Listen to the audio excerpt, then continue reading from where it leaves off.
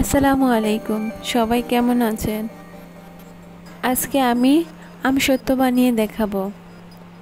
আমসত্ত্ব বানাতে প্রথম আমি কাঁচা আম, কিছুটা পাকা আম নিয়েছি।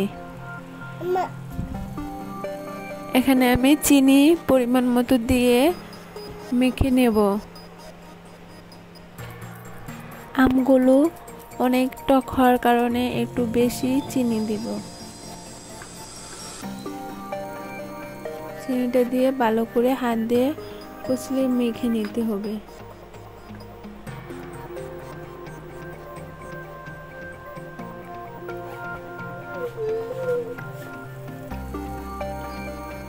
এরপর দিয়ে দেব পরিমাণ মতো লবণ।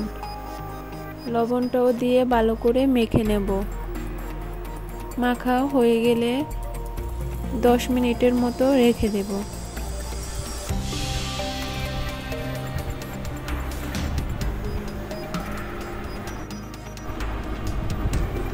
এখানে আমি নিয়ে নিব কড়াইয়ে রাঁধুনি আচারের মশলা, রেডিমেড মশলাটা নিয়ে নিব।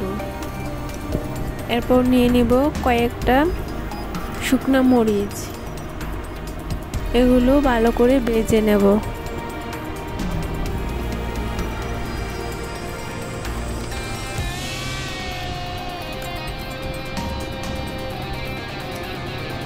ভালোভাবে নেড়েচেড়ে মশলাগুলি ভেজে নিতে হবে, যাতে করে গুঁড়া করার সময় খুব সুন্দরভাবে গুঁড়া হয়ে যায়।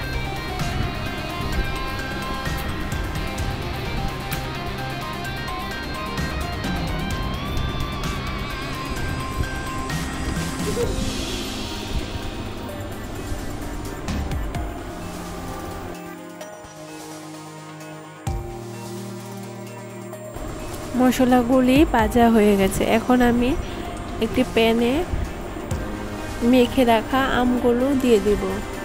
আমি এখানে আলগা কোনো পানি দিব না। আম মেখে রাখায় যে পানিটা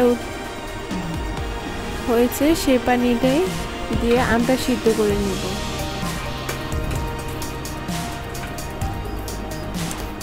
আমটা মেখে রাখায় অনেকখানি পানি বের হয়েছে। এখন ঢাকনা দিয়ে পরিমাণ মতো মরিচ দেব। মরিচটা দিয়ে ভালো করে নেড়ে চেড়ে ঢাকনা দিয়ে ঢেকে দেব।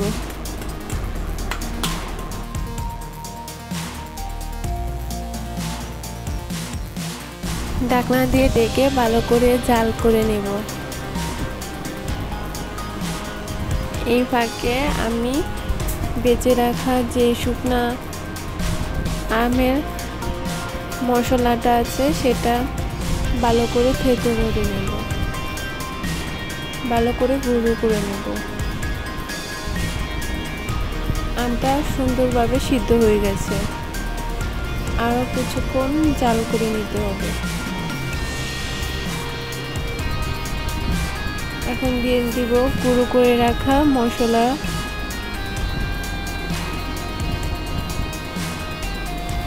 গুঁড়োটা দিয়ে ভালো করে নেড়ে ছেড়ে নেব।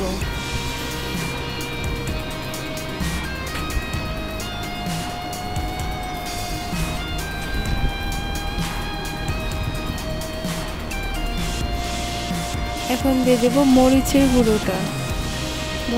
গুঁড়োটা আমি একটু বেশি পরিমাণেই দিয়েছি। একটু ঝাল ঝাল পছন্দ তাই একটু বেশি দিয়েছি। যার যেরকম পছন্দ সে সেই রকম দিয়ে নেবেন।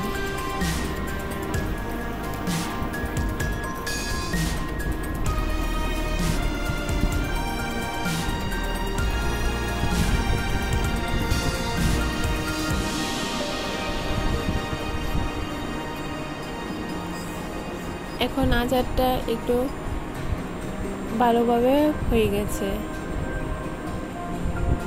আমি আচারটা একটু চেক করে তারপর লবণ কম হয়েছিল আবার লবণ দিয়ে দিয়েছি।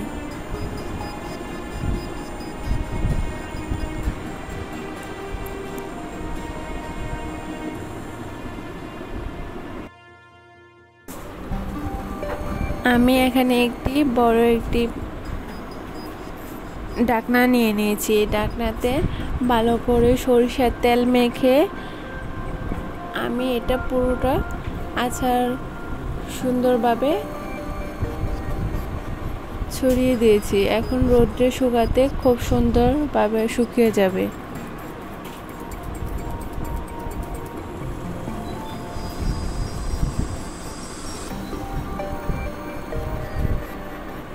রোদ্রে শুকানোর পর ছুরি দিয়ে কেটে উঠালে খুব সুন্দরভাবে উঠে যাবে।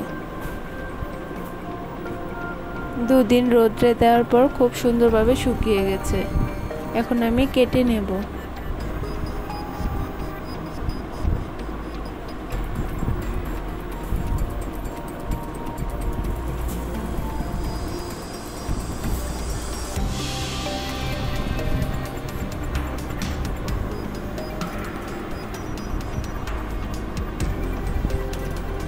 আশা করছি ভিডিওটা সবার কাছে অনেক অনেক ভালো লাগবে।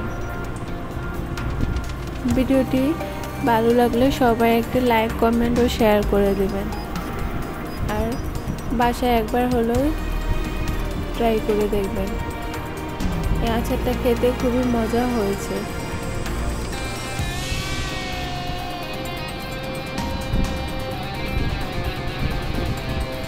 সবাইকে অসংখ্য ধন্যবাদ।